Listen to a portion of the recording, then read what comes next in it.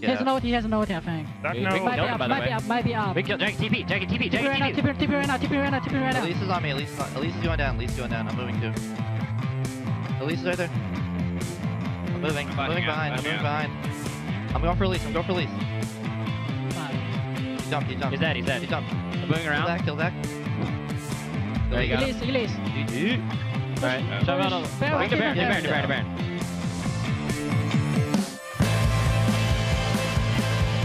Welcome back, everybody, to Super Week here in North America, and I'm Jat, here joined by Saint Vicious, who just had a resounding victory over Velocity. I'd say that game went pretty well for you guys. Do you want to talk about it a bit? I don't know, like everything just worked out, and Jackie got some good TPs off, and I don't know, just felt like everything went pretty smoothly. Yeah, and that's the second win in a row you guys have had here in Super Week. First day you had that really tough win. Today it was a little closer, and then you have TSM, CLG, and Coast coming up next. How are you positioned to take on those three teams? TSM's kind of been our scrim partner for the past 3 weeks, so we both know each other like really well, and I think we're pretty close together as far as teams go, skill-wise. Okay. So I think it's going to be really anybody's game, and I don't know. I think CLG we're okay with, and Coast, of course, we'll see at the end of the week. Yeah, and Coast is the team who, coming into this week, you guys were in direct competition with because you were both tied for that 6th and final playoff spot. But with their 0-2 record yesterday and your 2-0 record thus far, you guys are 2 games up on them. How does that make you feel as you go into the rest of the split, and what do you think your chances are to make it into the playoffs against them? I mean, our chances are pretty good, but I still would rather earn the spot myself by winning the games rather than like, oh yeah, they lost the games, because we still got to go into playoffs and we still got to perform there. So I just don't want to be complacent. And how's your momentum feeling like this split? Because in the last split, you guys started amazingly, 8-0, got the bye in the playoffs, but then ended up finishing 4th, which wouldn't even get you into Worlds this year. But this year, it's been a totally different story. Do you want to talk about that a bit? We started off really strong at the beginning of last split because we were one of the teams that didn't even make it into the LCS. We're like, damn, we got to practice a lot to like make it in the league. And all the other teams were taking breaks, I guess. So I think we just got way more practice in. And I think the same thing happened to Cloud9. Like, they weren't in the league yet and they had to qualify for it. So they just practiced a ton during the off season. And I think that's one of the reasons why they perform really well too. Okay, and then coming into this split, do you think maybe there was some complacency in the reason you guys started so slowly, or what do you think contributed to that as compared to the first split where you started so well? Yeah, I think like a lot of people went on vacation. I went and did All-Stars, and we just didn't get like quality practice in. We had Edward join the team. He had to like work him in, get all the synergy going. So I think it's just like a lot of building up. Yeah, and then also something people don't always know is you have Liquid, who's at the studio every week with you, and he's your manager. Recently, I actually had an interview with Jack, who is Cloud9's owner and manager. What does Liquid do for your team? He's kind of our coach and mediator. You know, he's like, you think one way, he thinks the other, and he also like gets us a lot of sponsorships. Like he just like picked up Nissan for us, which is a really big deal. Do you want to talk about that a bit? Yeah, it's like really big deal I think for esports because I think it's the first time the esports team or player has been sponsored by a car brand or like a blue chip company like that.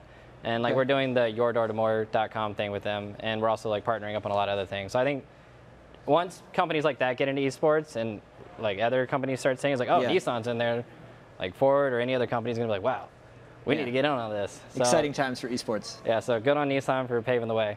Yeah, and as you guys move into the rest of the season, talking maybe a bit about your improvement thus far, you have been maybe heckled a little bit about some smites at some point in this year. How are you dealing with those issues, not even just with smiting, but with the game in general as you're trying to improve with Curse?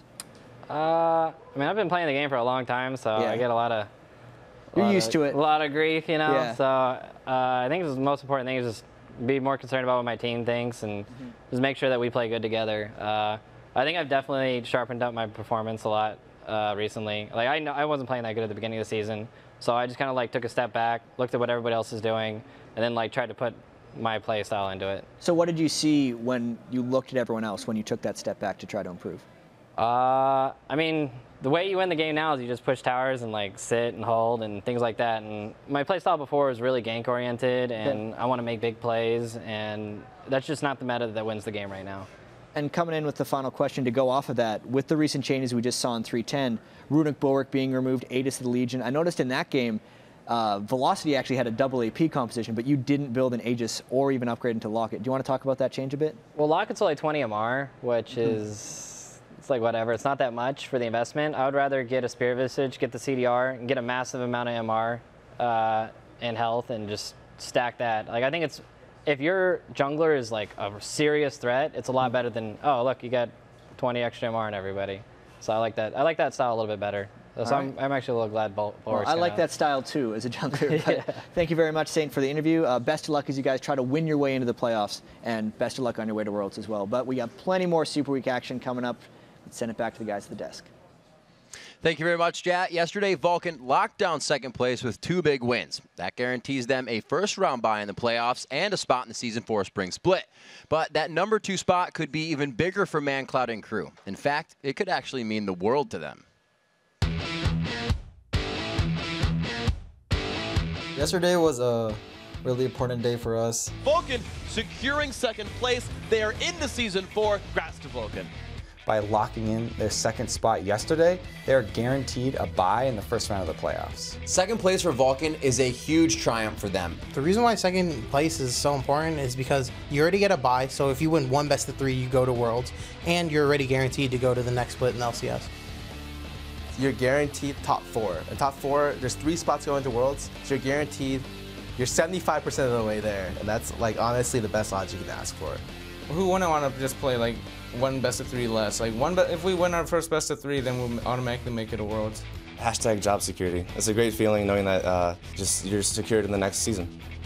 A bye in the first round of the playoffs allows them more preparation time for the playoffs, that all-important prep that they need to win their games. I think the best thing about it is you get to scout out the teams for going into playoffs, because you get to see them play their matches before you play them, and you get to see maybe what they have in store. Because I don't think anybody's going to hold anything back in that first round of like, damn, I don't want to get relegated. Yeah, it's definitely a distinct advantage being able to watch what games the other teams are playing. It helps us prepare, and we don't have to play a match and then the next day play someone else. We can spend that time preparing instead. Felt amazing getting second place. We came into the studio and we knew what we had to do, and we said, hey guys, let's just get 2 wins and then don't worry about anything else. To me, it just felt really natural securing the second spot. I mean, it's a good feeling, but to me, it's just a natural feeling. Obviously, everybody wants first, but for Vulcan to lock that in, especially after being a team who had to climb the ladder at the back of the last split, shows that they have come very far from where they were, and absolutely our team to be reckoned with as we go into the Worlds. Every single player on that team is strong individually. They've been playing together for a while now, so it's only natural that they're going to be placed highly, and I feel it's fitting that they're second place. We put a lot of hours, a lot of hard work, and we're guaranteed the next season. We have a shot at Worlds. There's a huge prize pool for that. So yeah, it's definitely going to pay off. And while all their hard work has paid off big for ManCloud and crew, they still have 3 more games to go this Super Week. And with that, it's now time for our 3rd match of the day. Second place Vulcan versus Team Coast. Yeah, almost. Team Close. Team Coast. And while Vulcan has already locked down their spot in the playoffs, Team Coast is watching their postseason chances get swept out to sea after losing both of their matches yesterday. Team Coast did not perform well in either of their games. They were not close at all. They got dominated by CLG and TSM. Even Zion Spartan, playing on his favorite champion, the previously undefeated Riven, couldn't stop their losing streak. They're now in 7th place and 2 games out of the final playoff spot with only 3 games left in the season. So time is starting to run out for Team Coast. And now Coast is trying to keep their playoff hopes alive against a Vulcan team that has beat them twice in a row. The last time they played was back in Week 7, where Vulcan got the dual global combo of Twisted Fate and Shen, which they said that no team should ever lose with, and they didn't lose with it. Plus, they added the Cloud9 duo of Ashe and Zyra for teamfight control, and they were in command of the game from the beginning of it.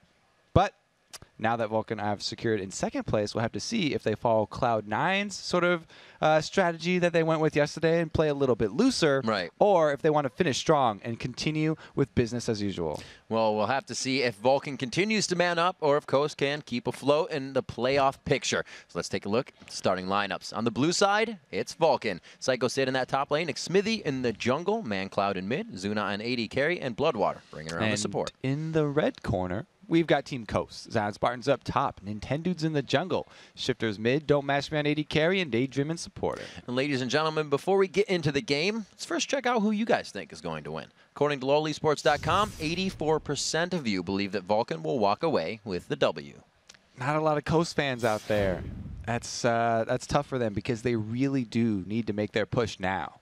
It's Vulcan actually, it's the same story. We talk about them, right? Because Vulcan was kind of the no fan team, but they do everything, and they kept winning, and they got second. They, like I said in the teaser, they came up in the back of the last split. But Coast did the same thing. They were GGU. They're still in this because both of these teams had the same type of run at the end of the last split. Yeah, and it's interesting how that run started for Vulcan as soon as they got Bloodwater. They just really gone uphill from there. And then Daydreaming. So, exactly. Same thing with Daydreaming. Support saviors for these guys. Both of these teams are very accustomed to coming back in the playoffs. So all that Coast really want to do is get into the playoffs, and then they feel much more confident. It's something we've heard Nintendo say. We play great under pressure. And it's not something you hear a lot of people say. You see them, even a team after a very stressful win that's a lot of pressure on them, and they're like, don't want to do that for the rest of the day.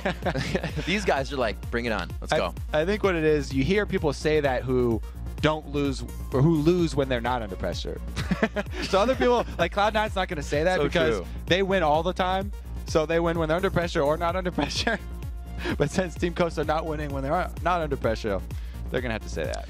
We see targeted bans coming out here. It looks like they are trying to stick it to each other. We see the Tristana going out away from Zuna. Zed day today. It is Super Zed day today. The Riven's out. A lot of 80 carries getting focused out this week. Not a lot, but at least one in every other game. And Vulcan have been trending back towards that late game safety net that is Tristana that they love putting Zuna on. So that's actually a really good ban. I like that. And this is one of the few times that we've seen Sona banned against Bloodwater, even though he said that he will always pick it every single time it's available, and he has always picked it every single time it's available. So nice adaptation here from Coast, going at it from a little bit different angle, but just banning out the main champions of the Vulcan players. And you know, when we talk about Zed, we talk about the AP assassin on the other side that you usually see, and that's Ahri getting through again on this time. We have seen Ahri out of the matchups this week because of a lot of use of her as well. Yeah, so this is a matchup that I love watching. It's very, very fun in competitive play. Zed versus Ahri, both looking for picks and looking for duels.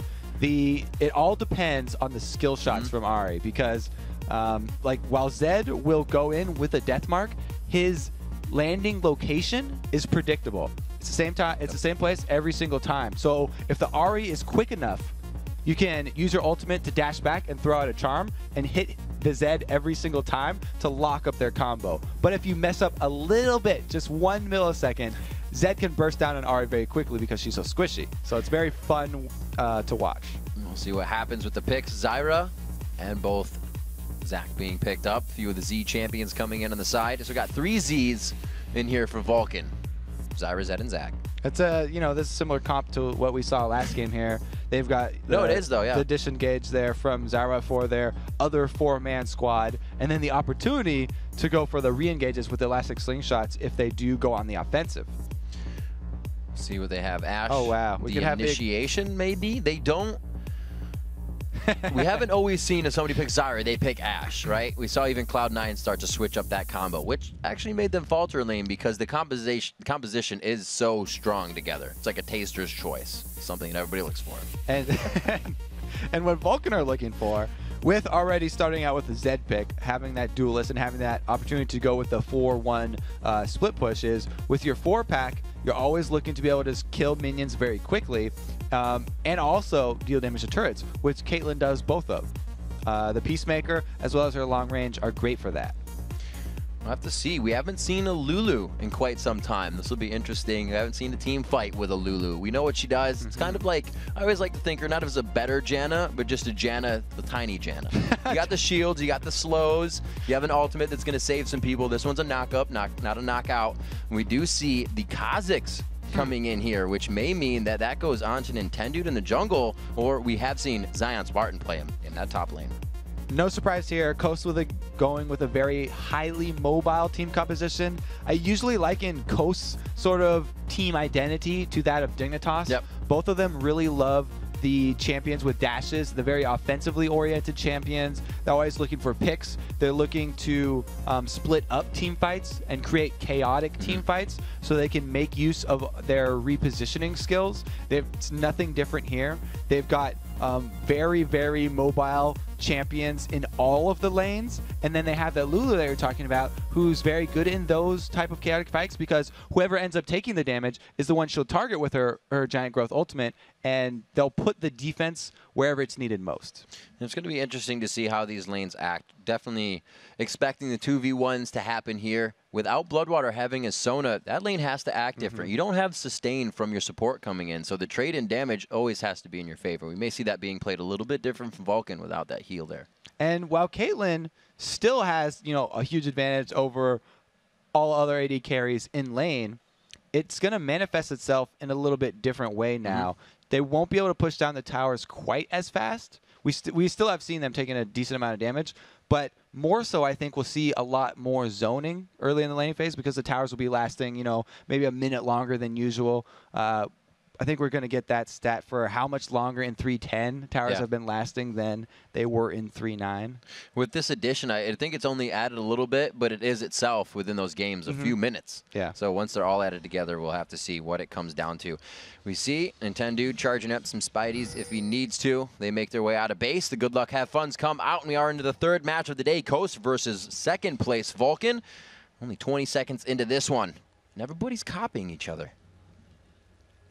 We have Zach, the only one, a little bit off by himself, and he does not have any wards on him. So it's not like Vulcan are sending out a probe to lay down some early wards here. Just playing it pretty safe. Getting out the laughs. There's Mash Me over there doing some laughing. Zuna's got to be careful about this, but Vulcan are very much aware. That was loud. When you hear that hook over hit. Psycho said it was loud. We heard it too. He gets charmed down. You see him getting out of this one safe. You do have Cell Division, but they know it's coming up in 300 health. So you have Cell Division, but you don't want to use it. Best to back up just for this moment. We do see double red elixirs, so somebody was going down in a full engage there. One for Zion, one for ManCloud. It's just a matter of who would have got it first. Yeah, and Zion was itching for that to be a fight. He's already leveled up Taste Their Fear, so he's already looking for the isolation damage with his Q. And remember, this is the reason that we haven't seen a lot of Kha'Zix recently is because of that rework that was made to make Void Spikes not just the 100% best upgrade possible for him. Blow you up in one shot. Exactly. So there's options now. I mean, there's more viable options now. If you do upgrade that Taste Their Fear, the Q, it actually adds a lot of damage now. It adds the execute aspect to the ability. In that it does 8% more physical damage, which is equal to the 8% of the target's missing health. So the lower they are, the better he is at executing people. So he's really good at finishing off now. And if we have Zion on a good game, we're going to see him with a lot of kills. So ManCloud and Shifter do meet in that mid lane, heading over to Shifter. He has 27 armor, 30 magic resistance, so he's definitely trying to help himself out. There's Psycho Sid. Taking a few pop shots to the back of the head there. Zion Spartan pops the red elixir early. The reason that you always pop your red elixir early on Kha'Zix is because you want to take advantage of the isolation damage. By popping that red elixir, Psycho Sid cannot stay by the minions and fight you. He has to run away from his minion line, thereby being isolated and adding that extra 45% damage onto your Q. And he actually just got ignited by Psycho Sid, so he may not have any trouble wanting to go in for this one. Uses the elastic slingshot of level 2 to get out, which he just got a few minions ago. And Psycho Sid only had that 1 HP potion to go along with his Doran shield. So now he's got no more consumables left in this lane, and it's going to be very dangerous for him. Oh, Nintendo Dax makes this run. They do see him. Psycho Sid also saw. So we have, Nintendo Dax over the wall. Spider takes the turret shot, so they're positioning well, but they have to wonder, how much are you telegraphing this right now? Eve is just coming down. Xmithie is going to get the pinch in. Yep, Nintendo's now the one trapped here. Oh, boy! Psycho Sid gets... Oh, the passive is still there! No way! Xmithie coming up with that first one. These guys are down here way too long, and they invited Vulcan down for the fight. Even if that dive was successful, he still has Cell Division. You haven't popped the passive there from Zach, so you weren't going to get the gold off that one. Very good start here for Vulcan, though. Coming down Eve, that's she'll definitely want to take that first blood and roll that into lane pressure and kill potential for every single lane on the map. This is going to make the importance of pink wards even more pronounced than it was before for Coast. And you can see where they're going with it, right? You want to get Zion Spartan fed onto Zach. Yeah. It's going to be a little bit harder of a task because of cell division. What is that he might get here? With the attack, Psycho Sid goes down, and he did not know that Zion Spartan was camping that brush. Well, he was running around. He ran that circle around the minions to try and get his blobs back to heal up. Oh my gosh, what? My God, the mind games here. Okay, Zion not able to finish up the blobs in time and gets killed by the mini Zac. Beautiful play there by Psycho Sid, all planned. So he was actually wasting time from Zion Spartan by running that sort of circle around the minions that we were like, oh, where are you going? Take a little You're going to damage. die, right? He's going to pop your thing. He was making Zion take damage from his ranged minions because he was attacking Psycho Sid, so he had the aggro there. And that extra little damage from minions actually was the difference there. So Psycho Sid was wasting his time by just picking up bloblets and healing as much as possible using minion damage to win that fight. That was the best wake-up ever in League of Legends I've seen. We're going to see Shifter taking some damage here, but ManCloud kind of lost that trade in a bait out for Xmithie. He sees it. Wow, there's a problem next to me. Caution and move backwards. That's why I really love the Evelynn pickup there as the last pick, because Coast team thrives on the chaotic fights and spreading out the champions over the areas here, whereas Evelynn will actually punish that playstyle. If you don't have wards over all these different spots you're trying to pressure as Team Coast, then she'll be there when you least expect it and make you pay for it. And it looks like with Quick AD, he does not go for armor since he hasn't a shield. He goes for HP to deny that burst from really even hurting him. And Zac's going to heal for more from his blobs with a Giant's Belt first buy because of that kill. So not rushing for the Spirit Visage, which is... I don't think it's working the way he wanted it to with the minions there. Yeah, big one for Zac because the attack damage there from Zion. And Zion knows there's no cell division this time. Psycho Sid is like, yeah, I made a mistake. I fought in this giant wave of minions, but he just got himself a kill, so he's got to hang out. Maybe they'll draw Xmithie back down. Look, here's Xmithie. Yeah, again, no potions, but he can do a good job by baiting.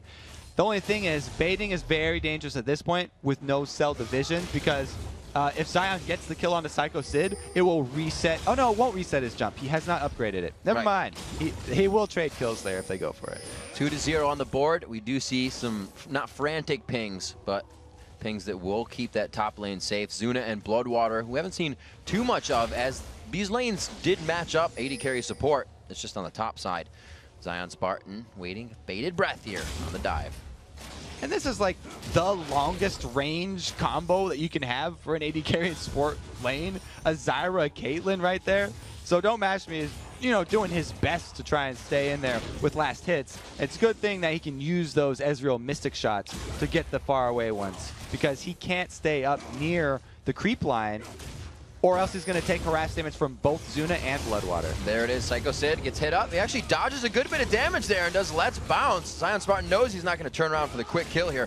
Sid's got all those little health blobs to pick up. Xmithie is going to be doing some denial here of the red buff. And Nintendude is in the bottom side of the jungle, so he'll realize that happened on the way back up. And really, since the first engagement here coming for Xmithie, the junglers have kind of been in their own jungle. The ganks aren't coming in. It's probably because of these matched up lanes, obviously. And it's been a great improvement in Xmithie that we've seen from last split to this split, that he now times all timers so well. He's so much better at it than he was last split, and it really has showed itself. But since Nintendude is aware of the situation, it isn't going to be, you know, any sort of buff discrepancy advantage awarded for Vulcan, because Nintendude makes his way over to the opponent's red, and Psycho Sid is going to see him come through the tri-bush with that ward. He slingshots himself out right there. Mandatory Clouds, I think his pressure up to maybe help Xmithie alerted him to that. So very good play. Stranglethorn goes down, pops up Daydream, and he throws the ult on himself. And Mashmi is forced to just watch his partner go down. Unfortunately, that turret going to take a good bit of damage, but they have eyes on ManCloud in mid to bring that back. So ManCloud going for the all-in on Shifter, but Nintendude's here. He goes in for the execute. He tries to get the Q down. They're going to give it to Shifter, but no. It actually goes over onto Nintendude. Not the correct time for that Zed Deathmark. Yeah. He was going for the 1 versus 1 there, and Nintendude, a little bit of BM there. That was a manly fight. comes to turn the odds. It's great pressure by Nintendo. He had just stolen the red, saw the engagement top, and took advantage of it. Now Xmithie here to cover middle, so everybody picking up the slack that's been happening. Nothing happens for free here. Top turret did get hit up pretty hard, but they got that mid one, so they're trying to react and stay reactionary to everything. And giving that blue buff over to Shifter is going to be huge for him in that lane, because we just saw, Mandatory Cloud is not hesitating to go all in with his full combo, and Shifter's going to need the mana to be able to spam out his abilities to clear waves and get that cooldown reduction for his ultimate to keep his ulti up. Because without the ulti, he's a sit and duck. Spirit of the Elder Lizard now coming out onto Xmithie. Not so many Evelyns we're seeing now and then, but when the composition is there, it's definitely built around that Evelynn, around another champion that has assassination on the team. So that coming into play now with Zed. ManCloud getting himself fed here. He's 73 to 76, so mid lane not too uneven. We'll see how that goes. He actually hasn't been getting any roam really for that Zed.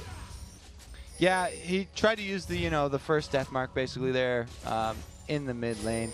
Hasn't had it's been the freedom yeah. there to be able to get away from Shifter, because Shifter does a great job of keeping up the threat on that mid turret by constantly clearing the waves.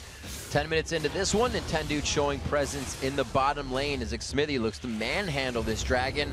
He throws an SOS out to the bottom lane. They will be there, but so will Nintendo. Coming in with a pink ward themselves, they litter the area with wards here, and Bloodwater looks to keep himself in position to give them the upper hand. They come over. I don't think they noticed that Lulu was going to be down there too. There goes Syra. Bloodwater's down in this fight, but he's going to be able to get that passive damage out. Not enough to really thwart the re-engage. We'll have to see if they go for Dragon still. Those are the spread out team fights that Team Coast are looking for here, and they're going to capitalize on this with the Dragon. But Vulcan are doing a great job of not wasting their time sitting around there, and they're actually trying to shove both the middle and top. 17:05 about for that Dragon to come up. Bottom lane will be covered here, so that turret won't go down. They did very well. They didn't lose mid turret. Looks like Vulcan falls a little bit behind on that one, but they're still ahead in gold. We'll see if Coast can continue this little bit of an advantage. We'll have to see if they can grab a turret. Zuna still trying to pressure down in this bottom lane. Looks like they'll try to push this as hard as possible and grab that turret. With that ace in the hole, it means Nintendo's going to recall here. Yeah. And the Caitlyn, Evelynn are not going to leave, so they're going to continue to try and keep up the threat of taking down this bottom turret. Psycho Sid, you can see the change in the game.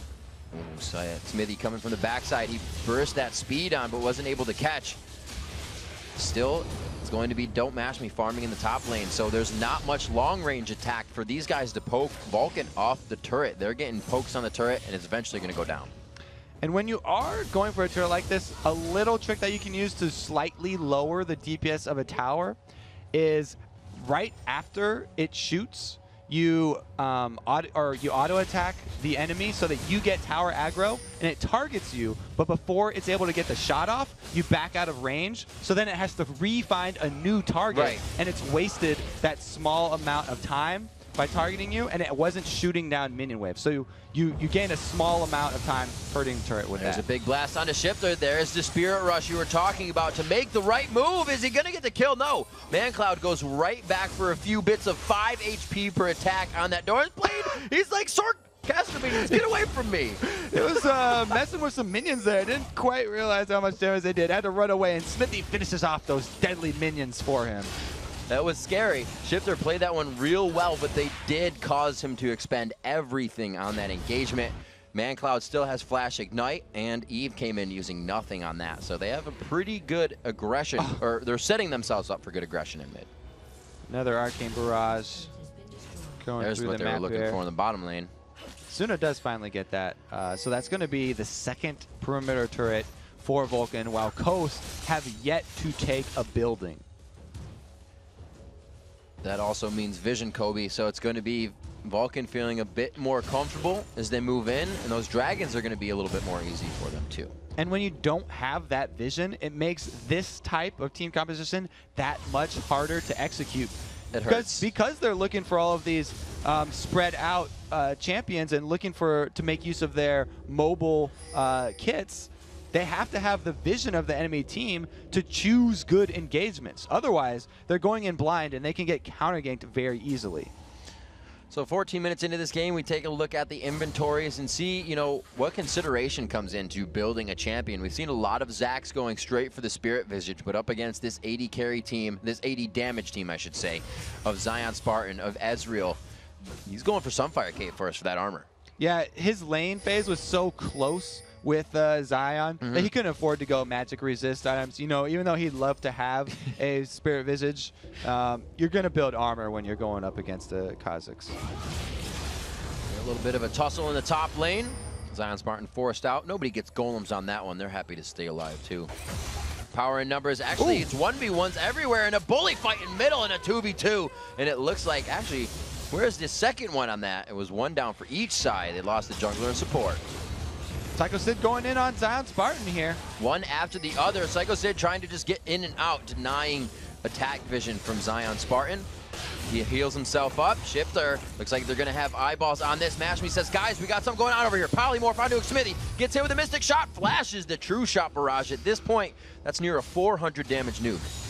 So he stole away the blue, but he did have to burn his flash for that. Actually a decent trade. And I mean, how come it's always the Zyras that these Aries are picking on? Whenever we see these full assassin Aries go out, it always seems to be everything. Deathfire Grasp, Ultimate Charm, the plant lady just getting the full brunt. Looks like they will continue to go at it once again. Shifter waiting for his ultimate to come back up, still waiting on those summoner spells as well, so you can see how cautious he's playing. And here's that engage. Yeah, let's look at that Ahri on Zyra violence, because it just makes you feel so bad for him. Ahri's so good against Zyra because her Spirit Rush enables you to easily dodge the skill shot, Grasping Roots, and get out of the ultimate, the Stranglethorn. So that's why they're always able to pick on those pesky plant ladies. So a 2K gold lead, 2.4K coming in here. 4-3 in turret, or 4-3 in kills, and 2-0 in turrets. ManCloud getting a split push on the bottom lane. One of the games we have not seen teleport in, so these split pushes have to mean something. You're not just going to teleport into a lane, it's going to be a fight. And Vulcan are the ones that are happy with fighting right now too. They're the ones that are going to be looking to rush it. With all the perimeter turrets going down, they'll now start to exert their control on this coast base. I figure at one point Psycho Sid and Zion Spartan are just going to be like, no, we're not even going to try. Just farm what's next to us and walk away. Zion Spartan finally backing there, so Psycho Sid may get some alone time with his top turret, but he has Xmithie to help. Well, during all these fights, Zion Spartan's using a lot of single target damage on Psycho Sid, but Psycho Sid's got his cape burning and his W also popping minions. So he's been farming up a lot easier with these constant fights with Zion than Zion has. There's level 2 coming in for Zion Spartan on the ultimate. It looks like they want to engage onto this. Psycho Sid goes for Let's Bounce. I thought he was actually going to hit the slingshot first, but he says this is going to keep me alive. Here's the passive coming up from Cell Division. No, he does not go down yet. He's still alive as he heals himself. There's the Cell Division. Xmithie needs to get out right now. He gets exhausted. They want that transfer. It goes over to Mashmi. He's now got red and blue, and that is not looking good, but it's looking like a double kill. Good for them. Perfect. This is hope for Coast right now. This is exactly what they need. They've drawn the kills back to even, and they've got the double buff Ezreal ready with an Infinity Edge just completed. It's not something you hear every day in Ezreal building an Infinity Edge, but it's going to work, and there it is. He actually throws out some damage from that last Shadow, but I think the Ignite got him as well. So the Ahri Assassin here for Coast, looking to pick off the support of Vulcan. And then Mandatory Cloud says, I can do that as well. Takes out Lulu. A good answer right there so that Bloodwater doesn't feel so sad. And now Shifter's looking to go for 2. Oh, the grasping. Oh, wow. Stranglethorn pops him right up, kept him in the place. He could not activate another Spirit Rush with a Stranglethorn on just before that. True damage can't take out an Intendude, but Coast is reacting and adapting very well right now. That's what happens when both teams are running the Assassin duelists here. All the supports have to be very careful. So we see what Mashmi's building here. This obviously tells you, and people knew this, that you don't have to go blue Ezreal. Why don't people build the Infinity Edge more often than Infinity Edge is more consistent damage for your auto attacks and stuff, but the blue Ezreal build is so popular because of the kiting ability that it adds. And they don't really need that right now since all of their champions are so mobile. They've already got plenty of means of jumping around the team fights and repositioning. What they need is more damage to get the resets for Zion Spartan. They have to make, they have to build all offensively here because they need all of their team to be able to burst down whoever they do happen to catch out. And in a fight like this, we're going from Coast on to Vulcan. Zion Spartan wants to jump on somebody, but how do you keep them from jumping onto you? Where is your focus when you know Zed's going to the back line too? How does Zion Spartan react to this fight? It's going to be, Ezreal, you're on your own, buddy. If Zed's going to come for you, and you have to be able to deal with it because Zion's going to be looking to go offensive. Right. If Zed jumps in, they all kill Zed. That's the easy target. They're looking for those squishy targets. So Zion, if they do have that Zed come in right at Ezreal, an Arcane Shift back into the team will allow the rest of Coast to just jump right on Zed and blow him up. See if they can get this to work in their favor. Easier said than done. The Let's Bounce goes up. A good amount of health on the turret isn't going to allow for an initiation. That's because in the top lane and the bottom lane right now, pushing in, Vulcan has themselves at the front door of Coast Base. Now, can Vulcan keep some of these recalls from going through? Because they are going to get the bottom inhibitor turret here with only a couple more attacks. And they're going to actually pinch on the way back into this. Pings go down under the Baron, and that's actually Shifter is thinking that this might happen. They're saying, stop Vulcan from getting back. Kill Zuna right now. Zion Spartan has that in mind, gets that for himself. Looks like he's upgraded as well, so the resets will be coming in if the fight continues. Shifter doing what he can to stop this. Very, very risky play here from Vulcan. They decided to have him sacrifice himself, and they actually lose 2 kills without getting the Baron.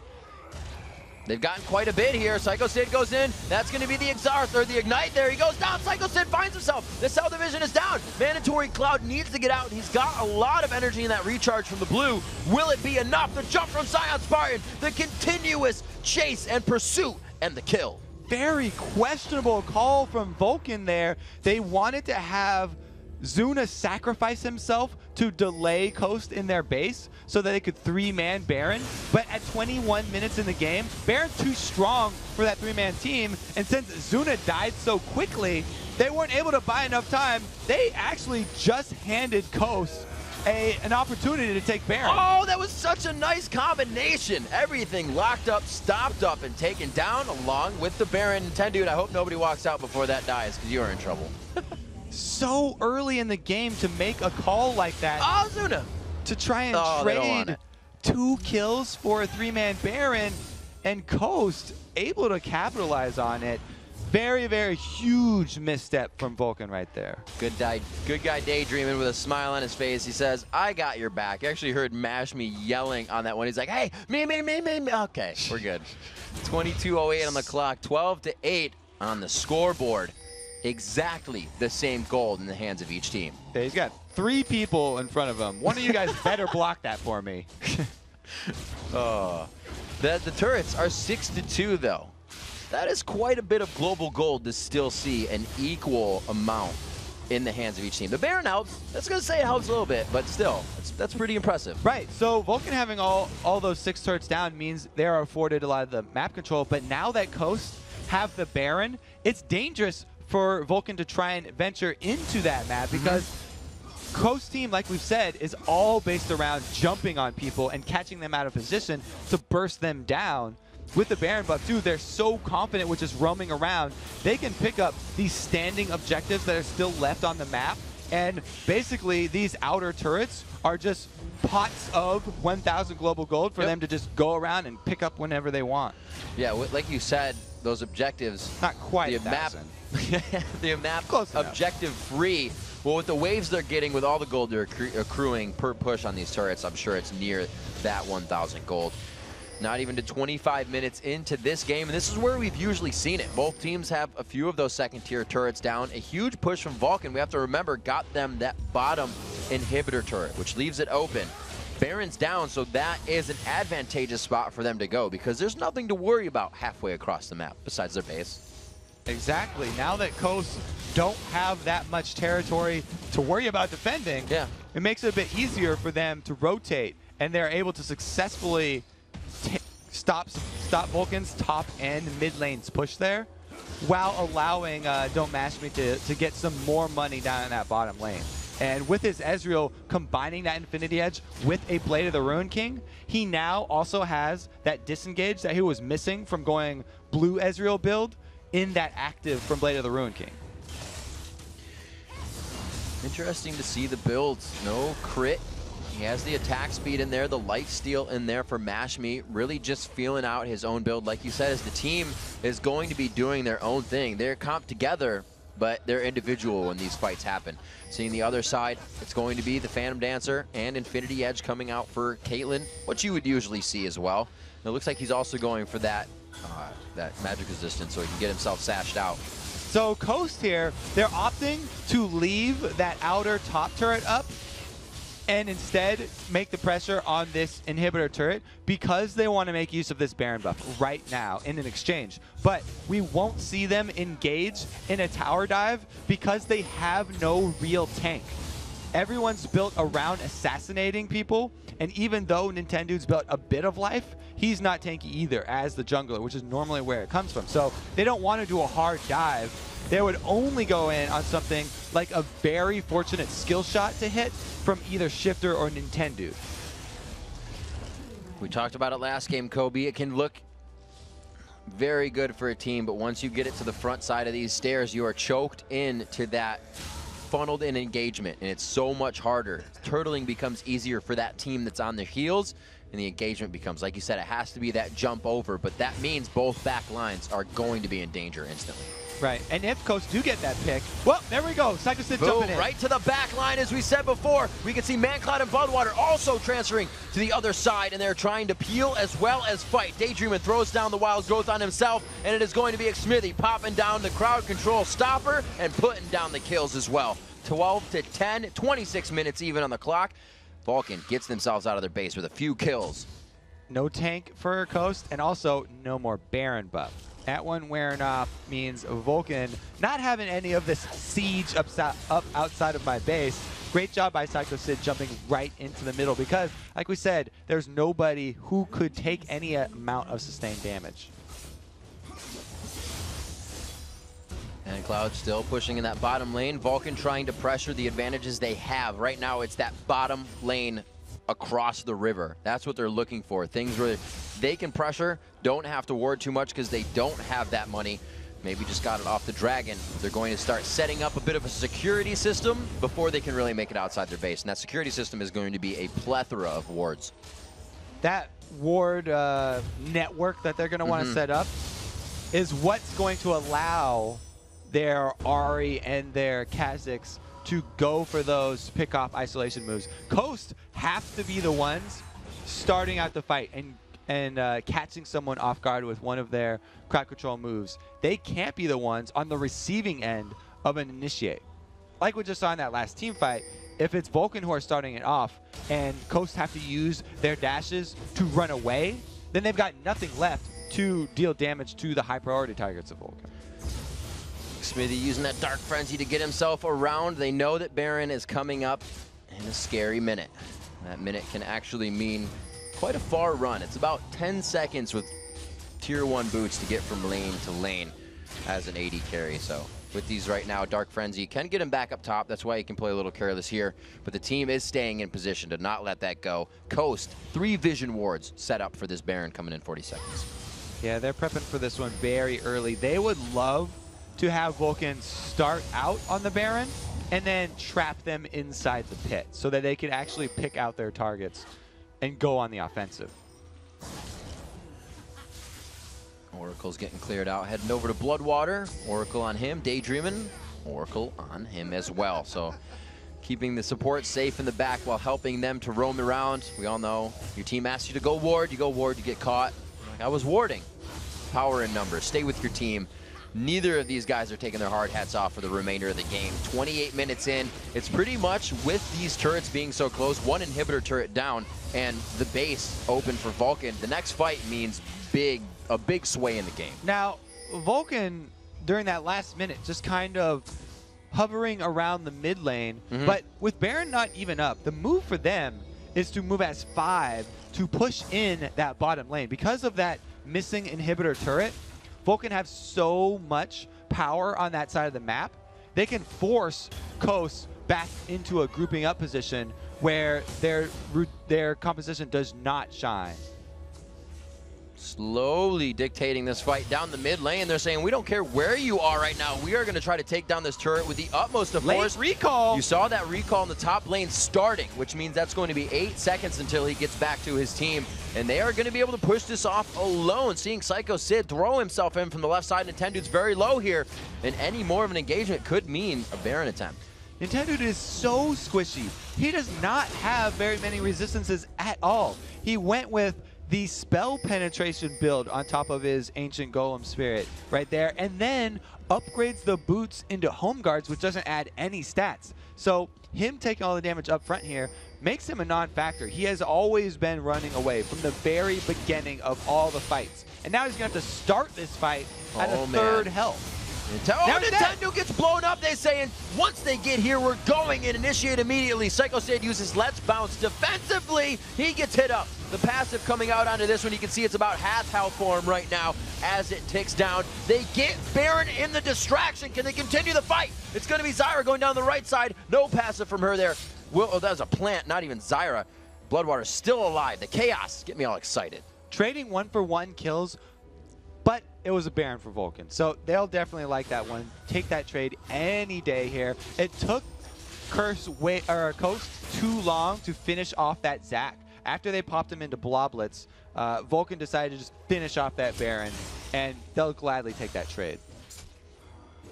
What a distraction. They did it right in front of their eyes the entire time. Having that ward across was such an advantage for Mandatory Cloud.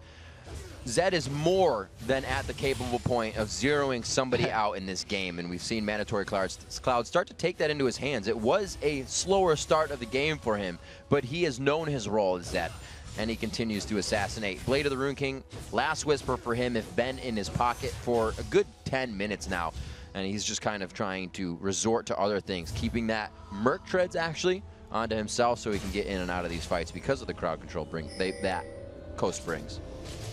But really the reason that whole fight came about was because of the squishiness of Nintendo, how he took so much damage down in the mid lane. Oh dear. That Vulcan went over to start up around Baron, and then again, he got obliterated before they even got vision of the inside of the Baron pit. It was just a shadow over the wall from Mandatory Cloud, finishing off Nintendo, and he has absolutely done nothing so far. We see the team actually heard it last game from Saint. Jat asked them, why are somewhat teams shying away from that bulwark with a heavy AP team as well that Curse was fighting against.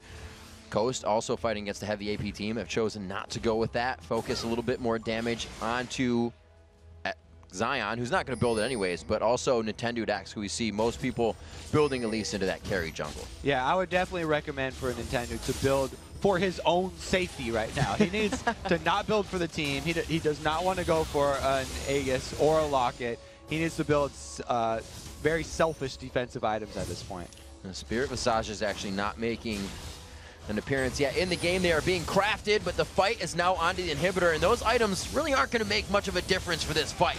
32 minutes in at 13-11, 7-3 in turrets, but again, these teams neck and neck in this game. 4,000 gold lead at this point isn't a core item for somebody. It's spread out too much across the team. So it's this fight happening eye to eye between Coast and Vulcan. You can see neither of them are finding a way into this fight, but they're finding a bit of damage on the inhibitor.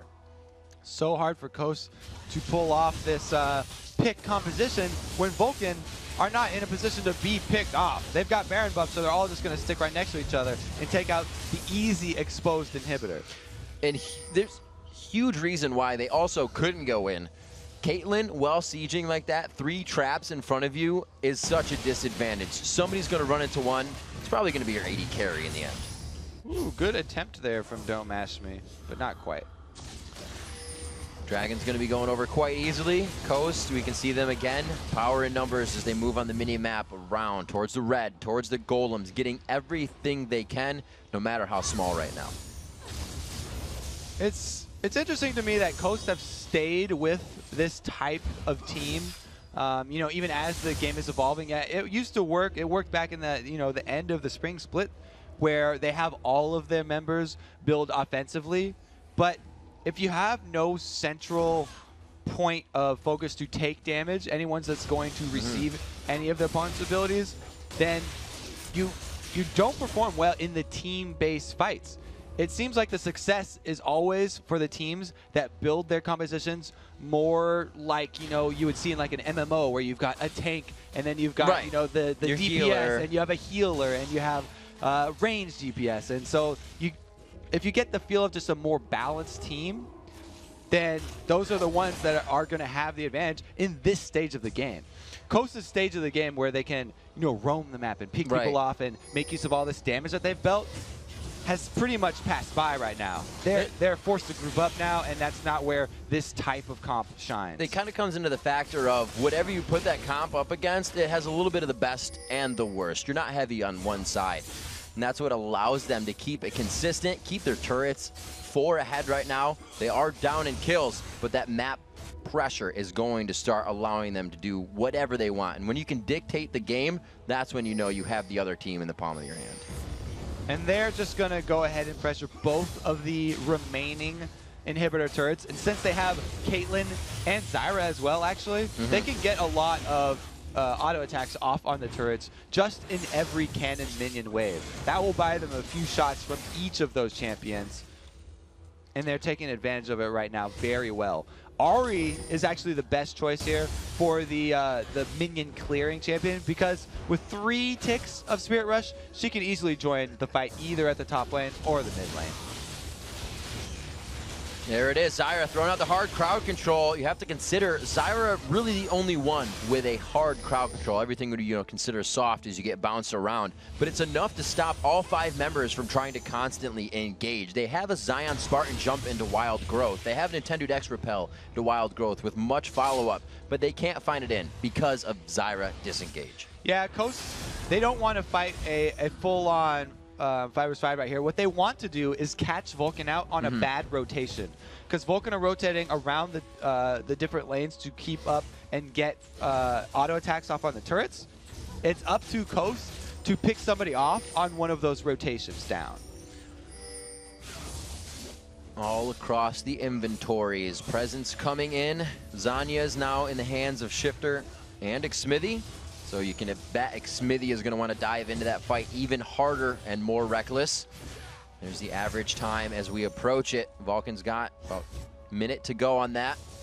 And we just hit the Coast average game time. So both of these teams with the same, not focus, but kind of realm and clip of gameplay as they go into it. If a good thing happens, they take it slow. If a bad thing happens, they also know to take it slow.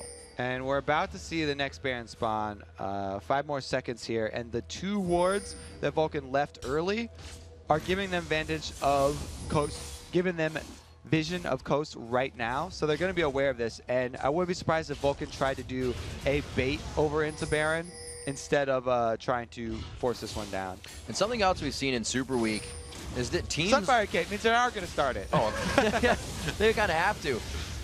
We see something else in Super Week is that teams are using Baron more and more to engage fights, knowing that it has to draw your opponent to it. Before, we just see him walking around it and then disengage. And what they've gotten is this giant blue blob up in the bottom side turret.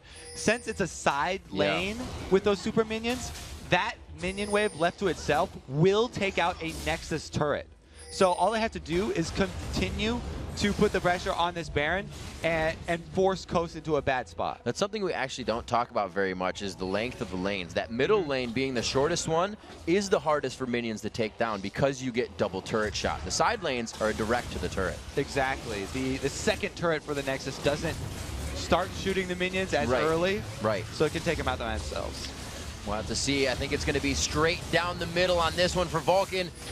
Mancloud on the backside. Looks like he gets caught up for a second there. Polymorphed as he went in for an ultimate as well, and he is going to be able to do some damage before he goes down. Those death chambers at 60 seconds, and Coast looking pretty good off the end of that one. Yeah, they cut somebody out. That's exactly what they need to do, and it was one of the highest damage potential champions that Vulcan had. That was basically as good as it could go for Coast.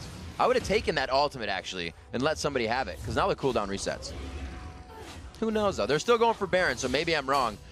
No, they're just not. They're going to do wards. I am wrong. We'll see how wrong I am. I'll just keep saying it. You are right all along, Riv. Genius. They're going to go burn this one down, as Coast all recall. They were just waiting to see if they were actually going into base here. Don't Match Me could go for a Miracle Steal, but it's no vision. Very, very, very difficult. After all of that, they take one away. Mash Me saying, I think I'm missing. Let me try again. Well, he keeps hitting those plants, so he thought Baron was still up. He was like, oh, I'm hitting Baron still. Let me keep throwing those in. 40 seconds. That's not it. 40 minutes on the clock is how we tell the time. 60,000 gold. Well, 60 and a half right now to 54 and a half. So the gold lead very much so in favor of Vulcan. It's not increasing too much. It's only gone up about 2K since we last called out the goat. It was about 5 or 6 minutes ago. Those turrets still at 7, and it's been 7-1, 7-2, 7-3. So Coast is making progress in the global turret area on that objective, but they have to make sure that Vulcan doesn't get any farther into the base, because with that inhibitor down, it's going to be, or inhibitor turrets rather, it's going to be tough for any kind of defense. And on Vulcan's side, on the offensive, all they have to do is avoid getting caught out, because they once again have Baron, and they have the better team fighting team. So as long as they are together, they'll be okay. They can easily force Coast to group up around this exposed inhibitor and not have to deal with turret pressure. But what they're trying to do is gain advantage of that by having Mandatory Cloud top to get some extra damage onto that top turret. Seeds, everything being placed over the wall so they can see. There's a plant. Mashman gets the plant, holding off everything they can. More traps are probably going down this bottom lane. You can see Zuna has already set up one. They're going to keep themselves safe as they have to pressure this bottom inhibitor turret, and they're trying to spread Coast out thin. Coast can't be spread out thinner than the length of their base, though, which is actually very short. And since they all have those jumps that we keep talking about, they're going to be okay with defending. A straight shot from the True Shot Barrage is going to go right past the team. They get the inhibitor, which means super minions will spawn in that lane. The other lanes will also get a bit stronger minion-wise. And they are going to do what they can. Xmithy taking the Orb of Deception there. So with the turrets there, they have the hold, and Vulcan doesn't want to seem to push more than just the inhibitor down in the bottom. It's a weird pinch to just try and force your way into the base. This is exactly where we were 7 minutes ago. Nuh-uh. Yeah, it was. Yeah, it was. And 7 minutes ago, Vulcan got about 75, 100, and 125 damage on that turret. So we'll see if they can do better this time. Get maybe, 200 damage onto it. Zuna's definitely going to do his part. You got one auto attack down there. They're going to keep chipping away and keep the pressure on both the top and the bottom. Mandatory Cloud gets one! Oh, 2 more shots for this. There it is, mid-turret taking more. Nintendo tries to get a cocoon out.